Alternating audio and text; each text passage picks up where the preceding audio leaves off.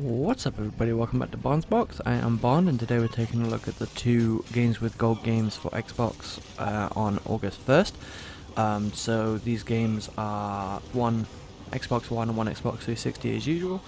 One of these is enhanced for the system as well, which is pretty cool. All of this footage you see is running on Xbox One X, and yeah, finally getting one of these out on time, so that's pretty good, right?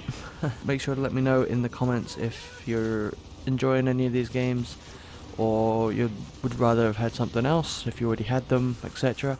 Be sure to let me know in the comments, but with that said, I will get right into them. So first up we have Gears of War 4, so there's a couple of things to note with this game right off the bat. This is X enhanced, it is huge, it's about 117 gigabytes, so if you're looking to download it on your X, you need to make sure your data cap will allow it and all that kind of stuff, because that is a pretty hefty game to be downloading if you are under restrictions. Thirdly is, unfortunately, if you are a Game Pass owner as well, or Game Pass Ultimate or anything like that, this game was already in Game Pass anyway, so it's not really a huge deal to you because you probably already played it if you wanted to. But yeah, other than that, I mean, it's a game that came out back in 2016, which it does not seem that long ago, but I looked it up and apparently that is the case. It is the first mainline game that wasn't made by Epic. It was made by the Coalition, which was the company that Microsoft basically made to make Gears games. So they made Ultimate Edition and then 4, and they're currently making 5. So I mean, it makes sense they made this games with gold to kind of build up the hype for 5, which comes out in early September, so next month. So yeah, make sure to let me know if you're looking forward to that in the comments, if you played that tech test that was out a couple weeks ago now, week ago, whenever that was. I didn't check it out. I'm not a huge Gears fan. I mean, I enjoy the campaigns and whatnot, just as kind of mindless action, but I'm not like huge into the games. But I played this. I mean, it was fun. It felt more Gears to me. I am terrible at the multiplayer, so I am a horrible person to give any kind of opinion on that. But I will give it anyway, I guess.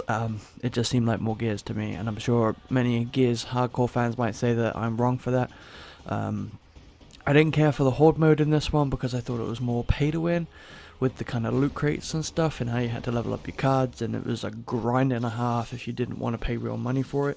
And if you didn't have those cards leveled up, then you were going to have a hard time playing on the harder difficulties. So it felt kind of pay to win to me, and which is a shame, because Horde's usually at least somewhat fun with friends, at least in the past iterations. But yeah, the campaign was fine. I mean, it wasn't bad. It wasn't. I mean, it was good. It was, it was a Gears campaign. They played it very safe. I mean, if you enjoyed the other ones and just want more of the same, I'm sure you would enjoy it. Gameplay solid, shooting solid, story solid, etc. Nothing like blow your mind amazing, but a solid game that's definitely worth checking out if you like third-person shooters. And like I said, the multiplayer, yeah. I don't want to say too much about that because I am terrible at it. I don't like it, but that is because I'm terrible at it. So do not take my opinion on the multiplayer anywhere seriously. But yeah, make sure to let me know in the comments if you enjoy the Gears games, if you've been playing this one, if you've never played it before, and maybe this is now your chance to play it if you didn't have Game Pass. But yeah, like I said, 117 gigabytes is a huge amount to download if you just want to try the game, especially with data caps. So bear that in mind before you hit download and leave it. That's all I gotta say. But anyway, that is the Xbox One game for the first half of August, and we'll get into the 360 game. So next up we have Torchlight, which is a 360 or Xbox Live Arcade game from back on 360. I mean, this game's pretty old now. I didn't realize how old it was until I was looking up for this video, but it originally came out on PC back in 2009 in October, so it's almost 10 years old now. It came out on 360 a couple years later, March 2011. I believe it was part of like one of those Summer of Arcades or whatever it was, maybe? I remember it coming out, and it does not seem that long ago, so it's crazy to me that it's been like over 8 years on 360. But so yeah, I mean, this game is a kind of a top-down isometric, I guess, like dungeon crawling, role-playing action, hack and slash game. I haven't played it that much, to be honest. I thought I owned it as well, and I didn't, so I didn't get it until now. But yeah, it is a Diablo-esque game. Again, a series I have never played, so I can't tell you that definitely. I'm sure you can tell by the gameplay what kind of game it is yourself. But, you know, you kind of got that top-down angle, not directly top-down, that kind of sideways one, which I think is isometric, right? Angle on the game, and you move around and you fight stuff and you do quests and you level up your character and you get new loot.